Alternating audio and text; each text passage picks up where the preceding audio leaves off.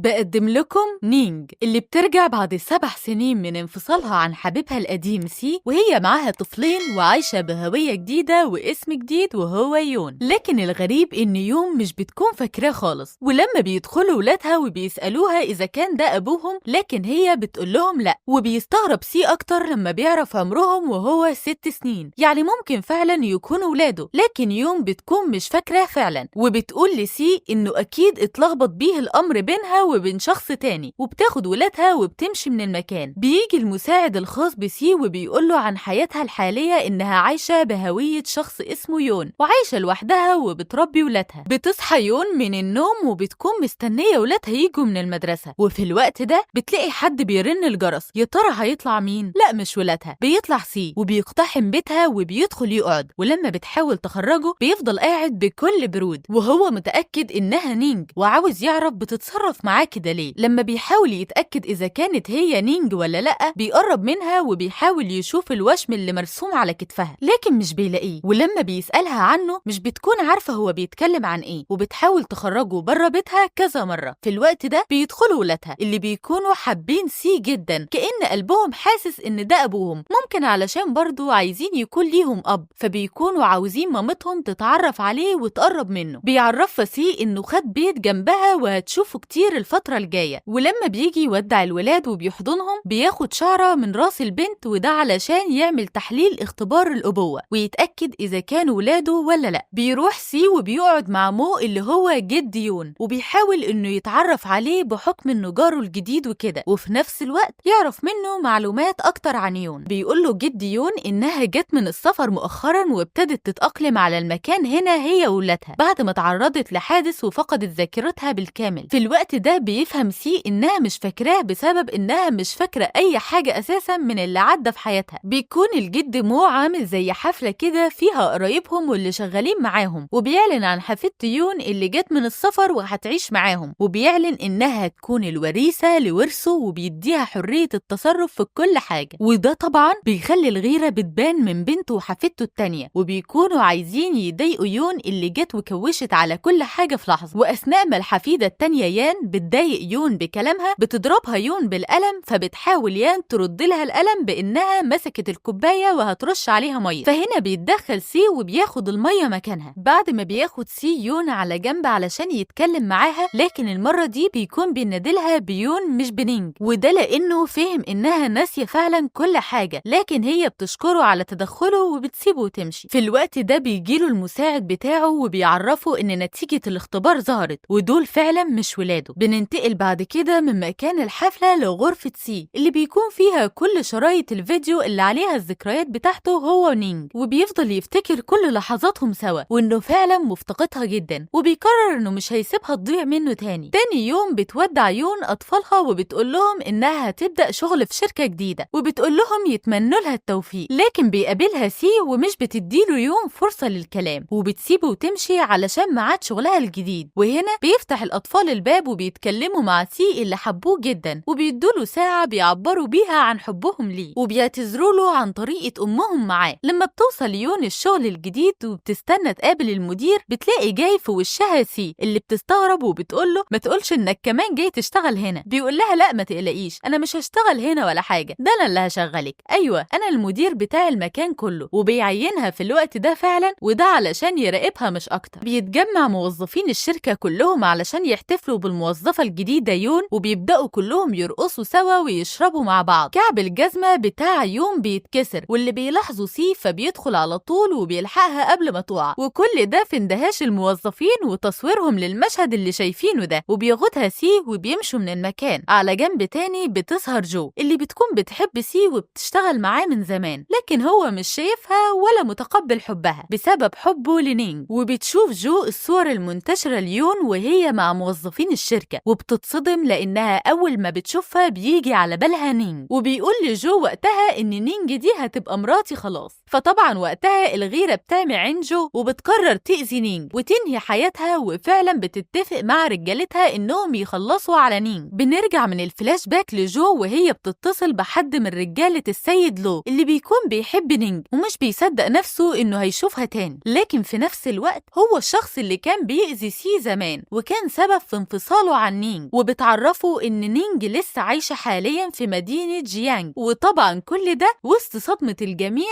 إنها إزاي لسه عايشة بعد ما دبروا ليها حادثة تجيب أجلها. بنرجع تاني لسي وهو واخد يون يروحها بالعربية وبيعرفها إنه هيفضل ورا موضوع هويتها لحد ما يعرف إيه اللي حصل بالظبط. بنسافر دلوقتي لتايلاند اللي بيكون فيها السيد لو اللي بيجيله خبر إن نينج لسه عايشة وموجودة. بنرجع بعد كده لمكاننا ولا كأن حاجة حصلت، وفي بيت يون بيكون ولادها بيحاولوا يقنعوها بسي يكون جوزها، وعلشان تريح دماغها منهم بتقول لهم بحبه. فبيطلع إن الساعة اللي ادوها لسي بيقدروا منها يكلموه، فبيسمع وقتها كلامها. بنروح بقى للشركة بتاعت سي وبيكون قاعد بيخلص أوراق، وبتدخل جو اللي بتحاول توقعه في الكلام وبتسأله عن يون اللي شبه نينج، لكن هو بيرفض الكلام ومش بتطلع منه معلومة. بيظهر مجموعة من الشباب اللي بيتعرضوا لطريق يون وبيكونوا عايزين يخلصوا عليها، لكن بسبب إنها أصلا متعلمة فنون القتال من زمان بتضربهم وبتخليهم يجروا. وهنا بيشوفها سي وبيروح لها وبياخدها كالعادة وبيحذرها إنها كانت ممكن تتأذي. ولما بيوصلوا البيت عندها بيقول لها إن نينج كانت كده بالظبط متعلمة فنون القتال، فمش هتعترف بقى إنها هي ولا إيه، لكن هي بتقوله إنها واخدة كورس في كده وإنها مش نينج زي ما هو متخيل. بيدخلوا هنا أطفالها والمساعد الخاص بسي، والتاني مرة يشوفوا سي قريب كده من مامتهم، فبيتبسطوا قوي إنهم هيلاقوا أخيرا أب وهيكون موجود معاهم على طول. وهنا بيتدخل المساعد وبيعرف سي إنهم عرفوا الشباب دول جايين من طرف مين، وبتكون يان اللي هي الحفيدة التانية اللي بتكره يون وعايزة تتخلص منها. بننتقل لجو اللي بتدعي يون إنها تشوفها، ولما بيتقابلوا بتقول لها جو إنها تبعد عن سي بصفتها خطيبته، لكن يون بتقول لها يا حبيبتي هو عندك قولي له انتي وابعدوا انتوا الاتنين عني، وبتسيبها وتمشي. وفي محل البيع العربيات بتيجي يون هي وولادها علشان يجيبوا عربية جديدة، وأثناء ما بيتفرجوا بيتعرض لها يان وأمها علشان يضايقوها بالكلام، لكن بسرعة بتكون بنت يون اتدخلت وبتتصل بسي علشان يجي. ولما بيوصل فعلا بيحذر يان تاني إنها تضايق يون، وبتروح يون مع سي هي وولادها. وأثناء قعدتهم سوا بتيجي واحدة تقول ليون توقع على الورقة دي من عميل سمى نفسه الملاحق اكس. يا ترى مين ده وعايز ايه؟ بنشوف هنا غيرة سي بتبان عليه، وبنعرف ان الملاحق اكس دوت شخص بيشتغل من خلال حاجات هو شاطر فيها بيخلصها للناس على الانترنت، وانها لازم تروح تقابله. بعد ما بترفض يون العرض وبيرتاح شوية سي بيلاقيها رجعت وافقت، ووقتها بيتغاظ ويقول للولاد لو عايزين حاجة اتصلوا بيا، وبيمشي وهو غيران. بيقعد في المكتب بتاعه وبتدخل ام دونج اللي بتكون متضايقة من تصرفات ابنها، وبتعمل شوية دراما علشان يرجع عن اللي في دماغه انه بيجري ورا واحدة مخلفة عيلين. لكن هو بيلاقي اتصال من بنت يون وبتقوله ان مامتها هتقابل الشخص ده اللي بعت لها الجواب، فبيقرر انه يسيب مامته تتكلم شوية مع نفسها كده وبيستأذنها انه هيمشي. لكن بتروح دونج علشان تراقب ابنها. وقتها بيجيلها اطفال يون وبياكلوا بعقلها حلاوة فعلا بكلمتين حلوين، لكن هي مش بتكون عارفة ان الولاد دول يكونوا اطفال اللي ابنها سي بيحبها. على ترابيزة تانية بتكون قاعدة يون اللي بتتعمد تغيظ سي اللي بيكون قاعد على ترابيزة تانية مع بنت برضه، وبتراقب كل ده ام دونج. مش بيقدر سي انه يمسك نفسه اكتر من كده، وبيقوم يسحب يون من ايديها وبيقول للراجل ده انها تبقى مراته. بعد ما بياخدها سي للبيت هي وولادها بتبان كمان غيرتها عليه لما بتقوله عن جو اللي جت وقالت لها انها خطيبته، لكن هو بيقول لها ان الكلام ده ما حصلش اصلا. بتطلب يون منه ان يعتني باطفالها لحد ما تخلص المشروع اللي مطلوب منها وترجع تاخدهم تاني منه، وبيوافق طبعا سي وبتمشي يون وبتسيب معاه الاولاد. لما بتتاخر يون ومش بيعرف يوصل لها سي بيقرر انه يروح ويدور عليها، وبنعرف انها كانت خدعه من جو علشان يوقع يون في الغلط، لكن يون وقتها بتقدر انها تهرب وبيوصل سي في وقته وبياخدها وبيمشوا. بتبدا يون انها تقرب من سي بس مش بتكون حتى عايزه تعترف بده بينها وبين نفسها. لما بيروح تاني يوم الشركه بيصفي كل الشغل اللي مع العميل اللي كانت متفقه معاه جو بانهم يدبروا ليون الخدعه وتغلط معاه، وبيروح كمان سي وبيخلي جو تعتذر ليون، وطبعا كل ده بيزيد حقد وكره جو ليها اكتر. بيجي السيد لو من تايلاند وبيقابل يون علشان يشوف هل هي فعلا فقدت ذاكرتها ولا لا، وبيلاقيها فعلا ما تعرفتش عليه. بتيجي جو وبترحب بعودة السيد لو، وبنعرف انهم اتعاونوا زمان انه يخلصها من يون مقابل انها تديله المفتاح السري. المفتاح ده اللي هيهدم شركة سي، لكن هي وقتها مش بتكون مهتمية بالشركة قد ما بتكون مهتمية بانها تفوز بقلب سي، وبتطلب منه انه يتخلص المرة دي من يون تاني. وبنيجي ليان وهي بتتعرض تاني ليون وبتقول لها المرة دي إنها هترميها في البحر علشان هي لما ظهرت في حياتهم خلت جدها مو يديها كل الثروة بتاعتهم. في المكتب بتاع سي بيبص في ساعته وبيلاقي إن يون اتأخرت في الميعاد اللي رايحاه في المينا، وبيفتكر إنها أساسا بتخاف من المية وبيقلق إنها تكون في خطر، وفعلا بيوصل لها. لكن يون بذكائها قدرت إنها تهرب من نيان ورجالتها. ولما بيحاول سي إنه يقول لها برضو إنه هيفضل مقتنع إنها نينج، بتتعصب عليه جامد وبتقوله إنها مش هي وبتسيبه وتمشي. بيقرر سي إنه يسافر لتايلاند مع المساعد الخاص بيه علشان ينهي القصة من أول ما بدأت، وعشان يعرف مين ورا سرقة المفتاح السري. وبيكون عايز يقابل رئيس شركة سورا اللي هو بيخطط يأذي سي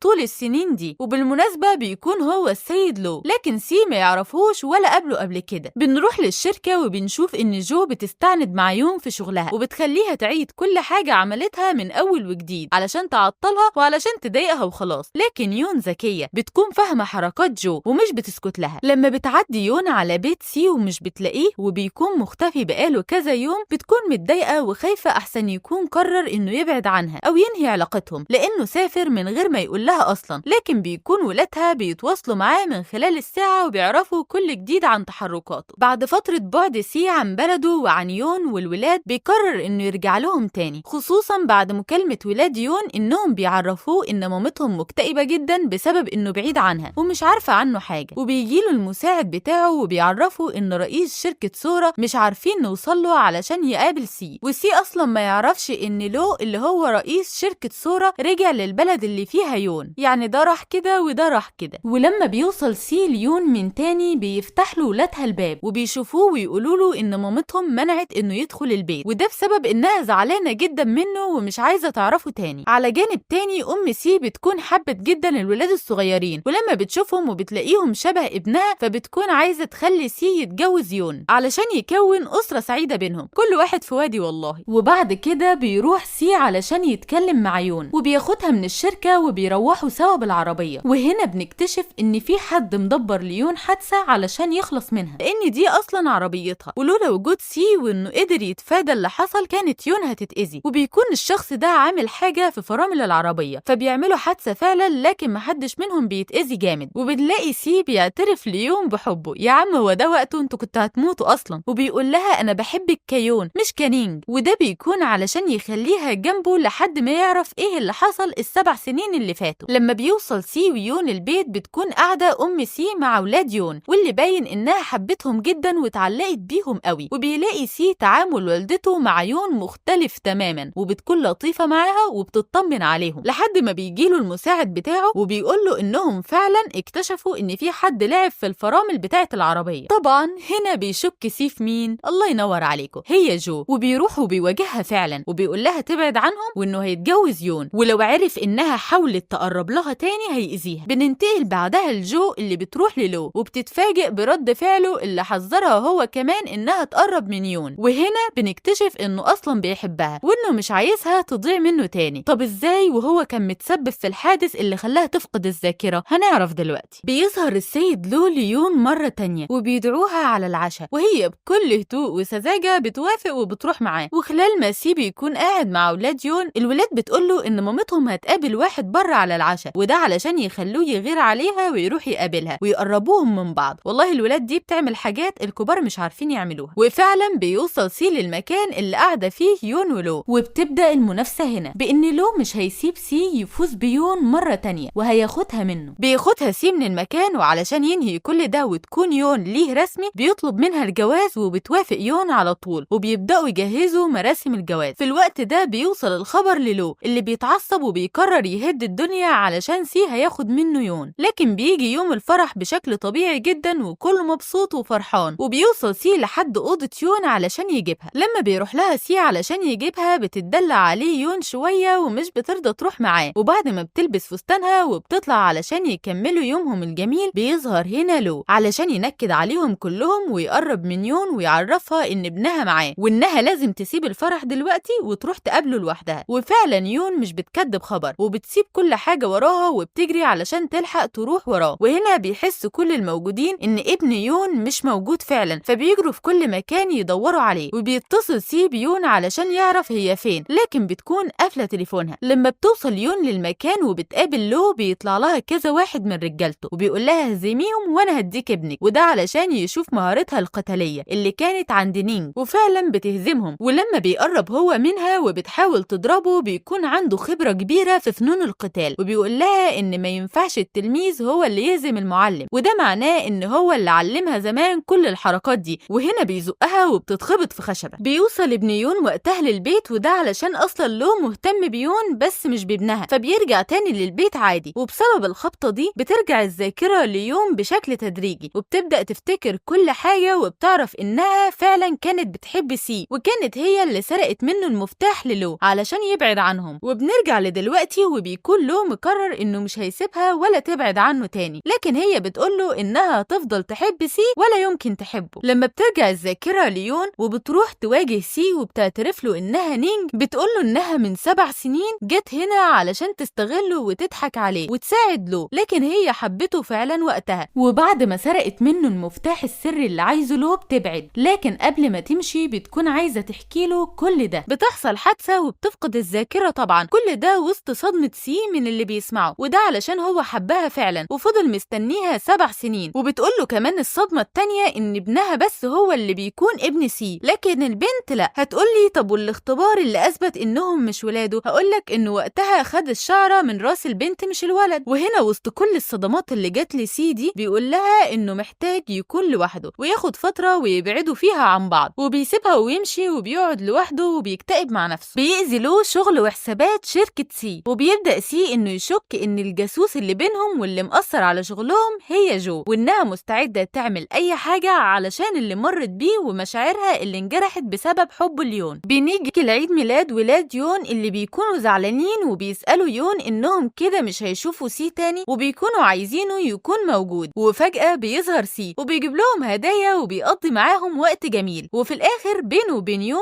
بيودعها وبيقول لها انه هيمشي من البيت ومش هتشوفه تاني. وطبعا هي بتكون مش عايزة ده يحصل لانها اكتشفت انها بتحبه جدا، وانها فعلا من 7 سنين ما حبتش غيره، لكن مش هتقدر تقوله يستنى بسبب خيانتها ليه في الماضي. بيعرف سي ان جو مرتبط اسمها بحادثة العربية ليون من 7 سنين، وكمان سرقة المفتاح السري بتاع شركته، فبيبلغ عنها البوليس. وبتنهار جو لما بتعرف ده. وعلى جانب تاني بيعرف له ان سي بيتعاون مع الشرطة، وانه كده بيهدد خطر عليه ولازم يسيب البلد دي حالا، لكن بيكون عايز يحقق هدفه في انه ياخد يون وتكون ملكه. بتحاول يون انها تكمل حياتها من غير سي، وبعد ما بتكلم جدها في التليفون وبتطمن على ولادها بتركب عربيتها علشان تتحرك، وبيظهر له وبيخدرها وبيخطفها. في الوقت ده بيحاول سي انه يوصل ليون، قلبه حاسس بيها والله، ولما بيلاقيها مش بترد عليه بيحس انها في خطر. وبنكتشف ان له شخص مريض هو بس عايز يكون بيملك يون، لكن هو مش بيحبها ولا حاجة، وده بيبان لما بياخدها الكنيسة وبيكون عايز يتجوزها بالعافية حتى وهي رافضة الجواز منه. وبيفضل يضغط عليها لحد ما فجأة بيظهر سي علشان يروق على لو وبياخد حبيبته وبيمشي. وهنا بيطلع له لو وهو مش باقي على الدنيا، وبتجري يون على سي علشان ينقذها وياخدها من هنا، لكن بيتدخل لو ومش بيكون عايزهم يتجمعوا ويحصل عليها سي بكل السهولة دي، فبيطلع المسدس وبيضرب طلقة على يون وهي بتجري على سي وبتحضنه. في الوقت ده سي بيفضل يعيط ومش عارف يعمل ايه، وبيفضل يقول لها ما تسيبنيش. وفي اللحظات دي بيجي البوليس وبيقبض على لو. وبنرجع بعد 3 شهور من اللي حصل بنكتشف انهم لحقوا حياة يون، لكنها دخلت في غيبوبة، ولما رجعت منها اتجوزها سي اخيرا وعاش معاها هي والولاد حياة سعيدة كلها حب وفرح. وهنا بيكون خلص مسلسلنا. اشوفكم بقى في ملخص جديد. سلام.